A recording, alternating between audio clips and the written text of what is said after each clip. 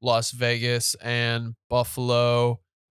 I don't have like a ton to say on this game. But let's get into the question. Is Josh Jacobs cooked?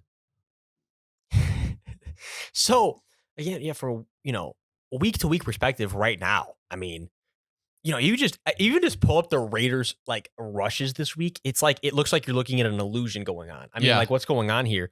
Yeah, this really tough 2 weeks to start out, especially off of getting some new money, getting we're looking and the whole thing with should they pay him? Is he worth more than he's 48 yards, 2 weeks. this goes back to the whole thing with the running backs again. And Saquon's hurt. And yeah, and like I wanted to say Doesn't look about good, man. this would be the perfect time to bring it up. Yeah, like the whole thing I was talking about for the show. RG3 was saying this is why these guys need guaranteed money at it.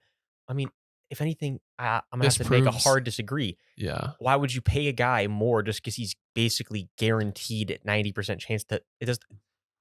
I mean, call me crazy, guys. It doesn't really make much sense.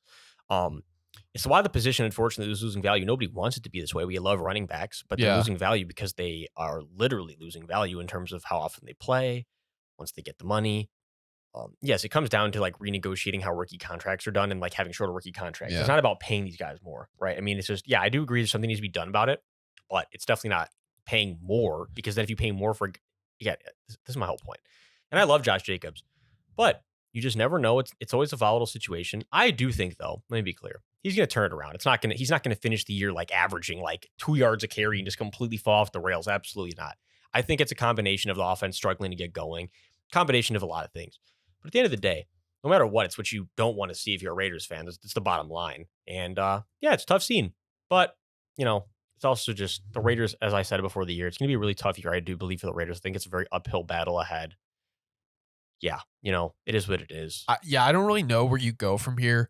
The run game was brutal.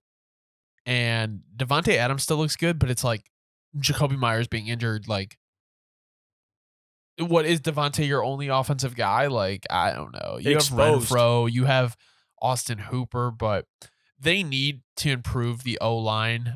There's a lot of holes on the team, but you can at least see some continuity. Like, it's better than it was last year. The defense couldn't stop a thing. 183 yards on the ground. Pass defense. Think about it. 183 yards on the ground against the Bills. The Bills. Not to say they're not a bad team. It's just like they're not known for their running. The pass defense wasn't much better, but they did hold Allen to under 300 yards, which is pretty good. They need improvement, though, if they want to compete in the AFC. Jimmy G, first pick wasn't his fault, but this team for sure suffered without Jacoby Myers at wide receiver too. I put this down, and I think this is an interesting point. The Raiders really could benefit for a gadget player like Taysom Hill. It would really add some like creative juice to the offense that would kind of throw teams for a loop because the McDaniels offense is just so in structure and everything like that. So, James Cook, 7.2 yards per carry. If the Bills finally have a run game, that offense is going to be ridiculous. Josh Allen was very efficient, made smarter decisions. I feel like you're due for a couple Josh Allen games every year. Like, that's what you get with him. So, as long as you can, take your lumps and survive them, then you're good to go. The pass rush was good. Forced Jimmy G to create out of structure, which he couldn't do. Their run defense was outstanding. They look like they got some juice. Their defense is elite. It's just going to be interesting to see if they can continue this later in the year because they look like the most put together team early last year, and then they kind of like lost some juice. So, with the Bills, it's just seeing if they can hold on to it. No, absolutely. And you already touched on basically everything I was going to say about the Bills. Main thing is though, I mean, you gotta love to see this if you're a Bills fan. Like James Cook, start off the year really hot. James Cook looks like he's made a big improvement. It's awesome to see. We know his bloodline is very talented. We know we see his brother can do. If he can even come up to anywhere near as I said James again, if you can be anywhere near what Dalvin has been for the Vikings, I mean, man, we already know he's already a good running back, but that he's looking at elite production over here with Josh Allen next to him. I mean, come on, something to monitor. You got to love to see Gabe Davis finally having a really good game again, getting close to 100 yards, getting in the end zone, more than 5 catches. It's The awesome. Gabe Davis game of the year. One game a year he does this.